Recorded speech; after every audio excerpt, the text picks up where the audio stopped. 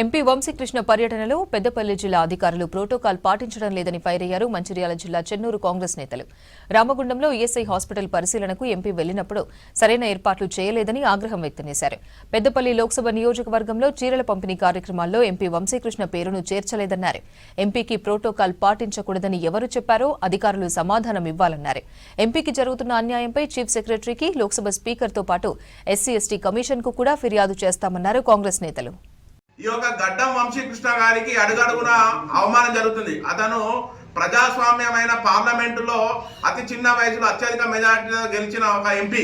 ఈ కాళేశ్వరం దగ్గర పుష్కరాలలో ప్రభుత్వం ఏర్పాటు చేసిన ఫ్లెక్సీలో ఫోటో లేకపోవడము, మన ఈఎస్ఐ హాస్పిటల్ స్థలం కోసం వచ్చినప్పుడు ఏ అధికారి కూడా అక్కడికి రాకపోవడము, తర్వాత మన జరిగిన కార్యక్రమంలో కూడా ఈ చీరల పంపిణీ కార్యక్రమంలో ప్రోటోకాల్ పాటించకపోవడం అనేది చాలా బాధాకరము.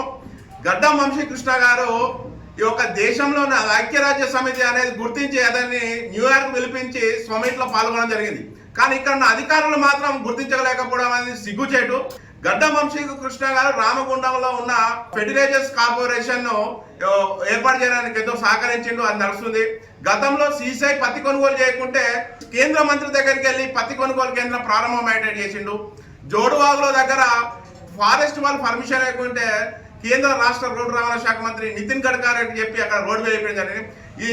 అలాగే మంచిర్యాలలో వందే భారత్ ట్రైన్లను స్థాపించడం కూడా గడ్డం వంశీకృష్ణ గారు చేసింది. ఇంత కార్యక్రమాలు ప్రజాసేవలు చేసిన అధికారులు మాత్రం నిమ్మకు నీరెత్తినట్టు ఊడిగం చేస్తున్నారు.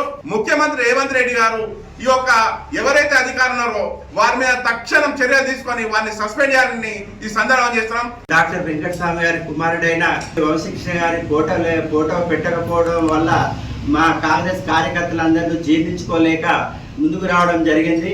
నేటి రోజున మా చెన్నూరు మండలంలో అధిక సంఖ్యలో మా కార్యకర్తలు అందరూ జమై ప్రభుత్వంలో ఉన్నా కూడా ఇంత అవమానపరుస్తున్నారు. కాకలాగా దేశాలు తిరుగుతూ మన అందరికి ఎంతో గుర్తింపు తెచ్చేలాగా మన పెద్దపల్లి కాన్స్టిట్యున్సీగా ముందరికి తీసుకుపోయేలాగా కాక అంతటి పేరు ఈయనకు వస్తదేమో అనే దురుద్దేశంతో అణచివేయడానికి ప్రయత్నిస్తున్నాడు. కొంతమంది మన కాంగ్రెస్ పార్టీ నాయకులే, మంత్రులు కానీ, ఎమ్మెల్యేలు కానీ, ఇతర నాయకులు కానీ ఎందరో కలిసి అణచివేయడానికి ప్రయత్నిస్తున్నారు. ఇది మానుకోవాలి. ఎంత దొక్కుతే అంత లేస్తాడు. ఆయన యువకుడు ఇందుకు పోయి పనిచేయడానికి ఉత్సాహపరిస్తే ఆయన కాళ్ళు బట్టి గుంజి కూర్చుండే ప్రయత్నం చేస్తున్న పెద్దలకు ఖబర్దార్. ఇట్లాంటి ఆరోపణలకు గురిచేసి అణచివేయాలని చూస్తే ఇంకోసారి మా కార్యకర్తలు, కాంగ్రెస్ పార్టీ కుటుంబ సభ్యులు ఎంతైనా జీర్ణించుకోలేరు.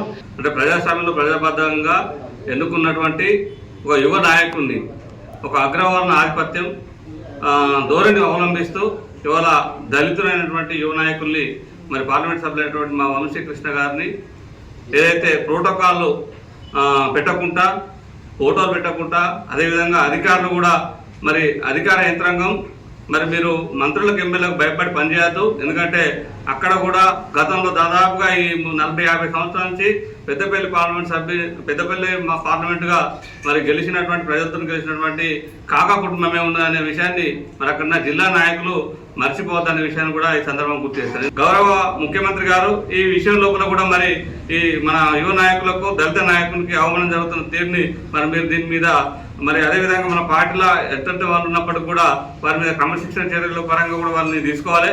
వాళ్ళు ఎప్పటి నుంచో పెద్దపల్లి నుంచి ప్రజల మన్నన పొందిన కుటుంబం ఏదంటే కాకా కుటుంబమే. దాన్ని దృష్టిలో పెట్టుకొని మీరు పార్టీలో మన అందరం కలిసి ముందుకు వెళ్తేనే బాగుంటుంది. కానీ మీరు ఒంటెత్తు పోవడం వల్ల పార్టీకి నష్టం వస్తే ప్రజల లోపల చురుకల భావం ఏర్పడతాయనే విషయాన్ని ఈ సందర్భంగా తెలియజేసుకుంటున్నాను.